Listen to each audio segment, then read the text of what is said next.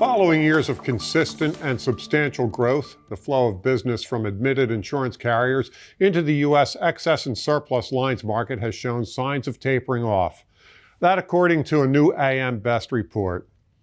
AM Best Associate Director David Blades is here to take us through that report. So David, how did E&S do through the first 3 quarters of 2025? Well, John, in terms of growth, like you said, the premium growth moderated through the first 3 quarters.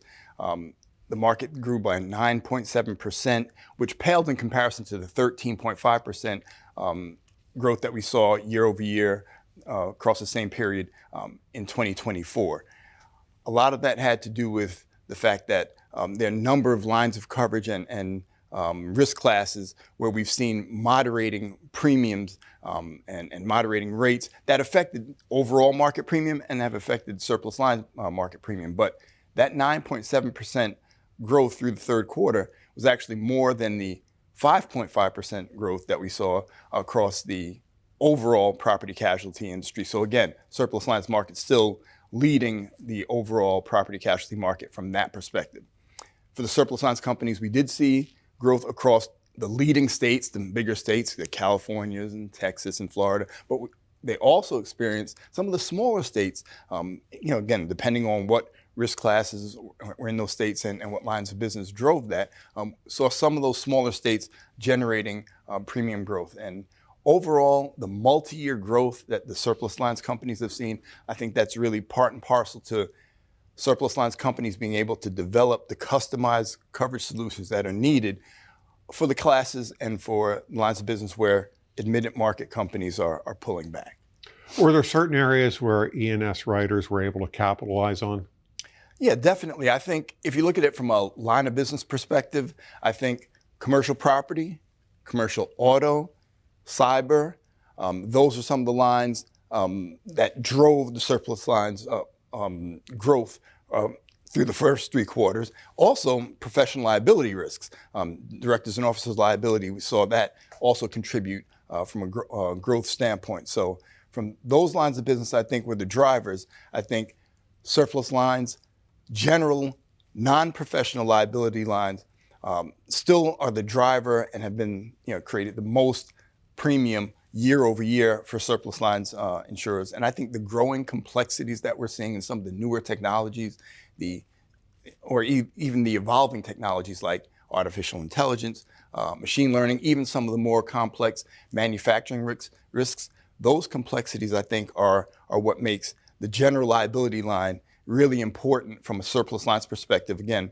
because admitted carriers, some of the risks that are associated with those types of accounts, admitted carriers might have a little less comfort with those. And so that's where you need the surplus lines companies, to come to the marketplace with that.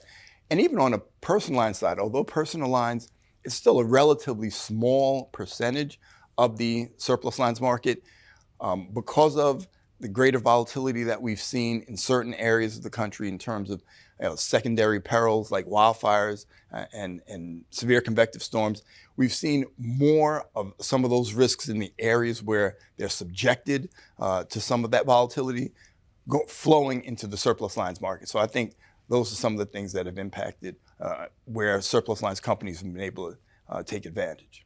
So when it comes to the top writers in E&S, are they able to maintain their market share of premium?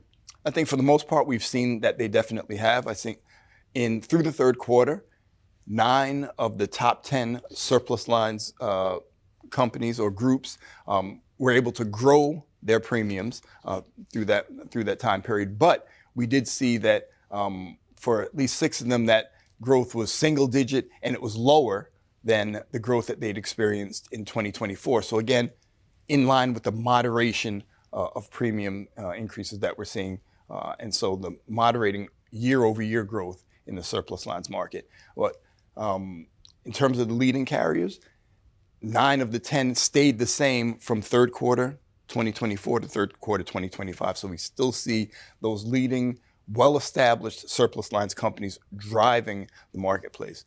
One of the things that we did see in terms of the companies that were generating double-digit growth, a number of them were some of the newer and I don't want to say new, but newer over the last 5-10 years, fronting companies or hybrid fronting companies that have been really focused on growing their market share. So we did see some of those companies kind of pushing the growth and growing double digits still, as a lot of them are still at the early part of their market strategy and still looking for growth.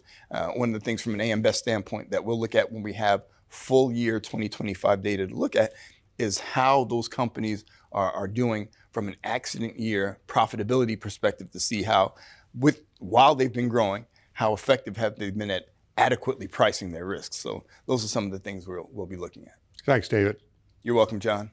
That was Associate Director David Blades. You can find the full report online at ambest.com. For AM Best TV, I'm John Weber.